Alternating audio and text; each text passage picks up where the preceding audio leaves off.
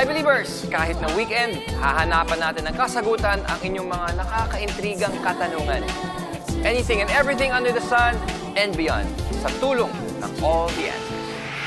Paano nagsimula ang sport na gamit ang espada? Anong pagkain ang dating pangmasa pero ngayon ay di na basta mahahanap? Paano nagiging kuryente ang sinag ng araw? Bakit tinawag na White House ang bahay ng American President? Protect sa'yo, Mom. Potency Forte. Sige ng sige ang depensa laban sa sakit. Champions are not born. They are raised. Ang pagiging champion, hindi lang nadadaan sa swerte. Hindi lang sa gamit. Hindi lang sa dugo. Ang pagiging champion ay nasa tamang pagpapalaki. Nasa tamang habit, like having a healthy breakfast with Milo every morning. Para may energy to train every day. Para champion, on and off the court.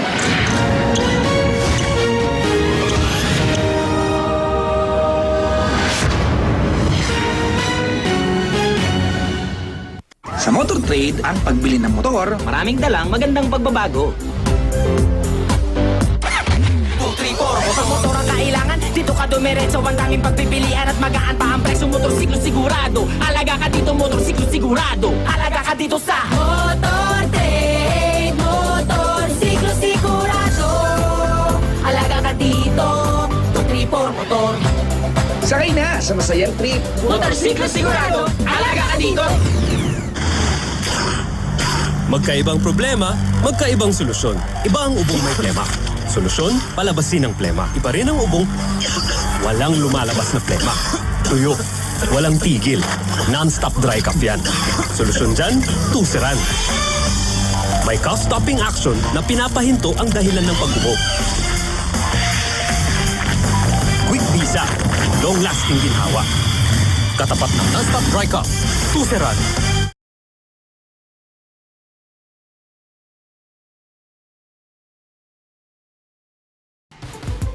Isang sport na kinakailangan ng precision sa paggalaw ay ang fencing. Kahit nung unang panahon pa, madalas nang maglaban ng mga tao gamit ang mga kamay, bato at espada. Ilan sa mga pinakaunang naitalang sword fighting as a sport ay ang sikat na gladiator sa ancient Rome. Noong 12th century, nagsimulang lumitaw ang mga sword fighting school sa Europe. Noong 1487, ang pinakaunang libro tungkol sa sport ng fencing ay isinulat ni Diego de Valera. Susunod na daang taong, ang medieval times ay magtatapos at magsisimula ang Renaissance period. Sa panahong ito, naimbento ang rapier na eventually ay magiging fencing sword. Sa lahat ng mga espada sa modernong eskrima, ito ang isang tunay na sandata na may matalim na gilid at matulis na dulo. Pero paano yun kung gusto nyong mag-espada-espadahan? Just for fun lang, yung walang sakitan.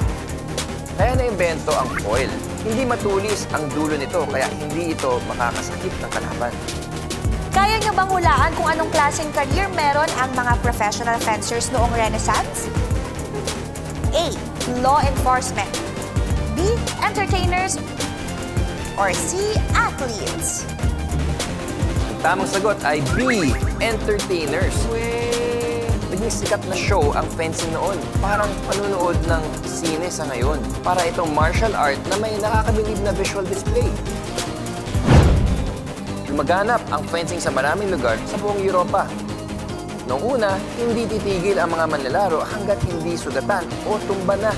Pero di nagtagal ay nagkaroon ng point system, puntos sa bawat tamang hampas sa kalaban. Sa unang tournament noong 1880, kailangan lang matamaan ng contestant ang kalaban niya ng 5 beses para manalo. After 16 years, naging Olympic sport ito sa mga lalaki noong 1896. At sa mga babae naman ay noong 1924. Ngayon, ang fencing bilang sport ay halos katulad pa rin ng dati.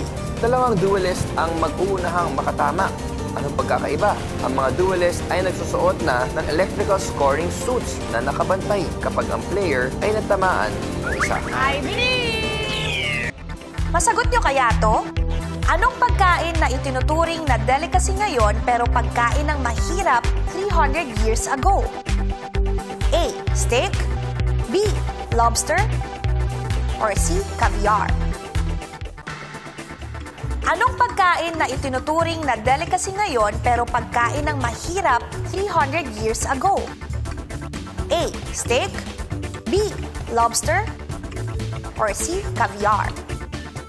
Kapag narinig nyo ang sagot, baka gusto nyo bumalik sa 1700s dahil ang sagot ay letter B, lobster. Isang mamahaling seafood ngayon ay itinuturing na basurang pagkain noon. Tingnan natin kung may natutuhan tayo sa mga nakatira sa ilalim ng dagat. Ang lobster ay malaking crustacean na nakatira sa mga siwang sa seafloor. At pinsan niya ang mga alimango, hipon, krill, at ibang mga hayop sa tubig. Ang mga lobsters ay makikita sa lahat ng karagatan o sa buong mundo. Sila ay walang buto pero may matigas na exoskeleton. Malakas ang buntot at may 8 paa na gamit nila sa paglalakad at may mga sipit na malaki at matulis. Yan ang trademark nila. Ang mga lobster ay karaniwang lumalaki hanggang 10 to 20 inches ang haba at may bigat ng hanggang 15 pounds. Unbelievable. Habang lumalaki sila, tulad ng mga pinsan nila, kailangan alisin ang kanilang mga exoskeletons. Molting ang tawag dito. Kung hindi, mapipigilan ng matigas na shell ang paglaki nito. Kumbaga, mas malaking size na ang damit nila para magkasya. Ang mga matandang lalaking lobster ay nagmo-molt once a year at ang mga babae ay tuwing 2 years. Malabo ang mata ng mga lobster at madilim sa ilalim ng karagatan kung saan sila nakatira. Kaya umaasa sila sa kanilang mga antena bilang mga sensor upang mag-navigate sa kanilang kapaligiran. Ang mga lobster ay mabagal maglakad. Pero pag nagulat o nanganib sila, umaabot ang bilis nila hanggang 11 miles per hour. At paatras ang langoy gamit ang buntot na parang sagwan. Ang mga lobster ay mga omnivore. Ibig sabihin, kumakain sila ng iba't ibang bagay na makikita nila tulad ng isda, mollusk, crustacean at halaman. Alam niyo ba na delicacy din ito sa atin? Madalas hinahain ng boiled or steam na may malambot at masarap na laman sa mga sipit at buntot. Kapag sinabing lobster, malamang ang naiisip nyo ay mapulang nakahain sa magarang plato. Pero ang mga lobster ay nagiging pula kapag luto na. Karamihan ay brownish ang kulay na tumutulong sa kanila para mag-camouflage sa paligid nila. Meron ding asul, dilaw, o kahit puting lobster, pero bihira yun. Ang mga lobster ay may mahabang buhay. Ayon sa mga scientists, ang lobster ay maaaring mabuhay ng 45 hanggang 50 years old. Ibig sabihin, sa susunod na kakagat ka ng lobster roll, baka kumakain ka na ng bagay na buhay pa noong 1980s. I believe! Noong early 80s, talagang advance mag-isip si US President Jimmy Carter dahil siya ang unang nag-install ng mga solar panel sa White House. Ang solar panels ay isa sa best examples ng renewable energy. Paano na gumagana yan? Nagsisimula lahat sa araw. Ang light and energy na binibigay nito. Kapag nasikatan ng araw ang solar panel, gumagana ang mga solar cells nito. Kino-convert ng mga cell na ito ang sunlight at heat energy para maging electric current. At ang kuryente na ito ay kinokolekta ng mga wires sa paligid ng solar panel. Ang energy na ito mula sa solar panel ay mapupunta sa building para magamit bilang kuryente. Ano mangyayari kapag madaming nakolekt ng energy? Lahat ng bahay sa isang bayan o lungsod ay konektado sa isang electrical grid. Doon tayo kumukuha ng kuryente. At binabayaran to kada buwan.